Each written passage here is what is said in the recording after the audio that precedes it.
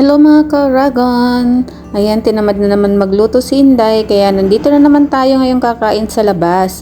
Alam nyo ba mga ka-Ragon, na dito sa aming tinitirahan, ay napakaraming pwede mong pagpilian kung saan mo gustong kumain dahil tabi-tabi lamang sila at pwede mong lakarin anytime kapag tinamad ka magluto.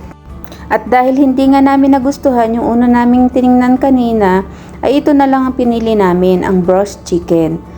Alam nyo ba mga ka-Ragon, dito ang tawag nila sa fried chicken ay hindi fried chicken kundi broast. Ewan ko ba ba't ganun ang tawag nila. Pero dyan sa Pilipinas, tayo mga Pinoy, ang tawag natin dito ay fried chicken, di ba?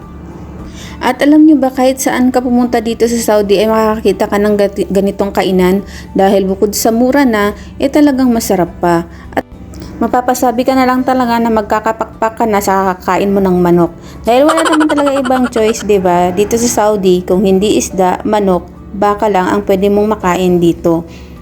Pero kahit ganon, wag lang tayo magreklamo. Kain na lang tayo ng kain, o 'di ba? Magpasalamat sa lahat ng blessings na ating natatanggap. At naalala ko nga noon, mga ka-Oragon, nung bagong dating lang ako dito sa Saudi, mura lang ito, nasa 12 SR. Pero ngayon habang tumatagal, nagmamahal na siya. Ngayon mga nasa 20 SR na siya, kasama na siguro dun yung VAT niya. Kasi dati wala namang VAT dito sa Saudi. Pero ngayon ibang-iba na talaga, tumataas na lahat ng bilihin. Kaya kahit saan ka pumuntang bansa, talagang magtitipid ka na lang para makaipon. Kaya maraming salamat pa rin sa Panginoon at tayo ay meron pa ring blessings na dumadating. Kaya kayo mga ka-Oragon, lagi lang tayong magpasalamat kung anong meron tayo. At syempre, ang mahalaga, wala tayong sakit.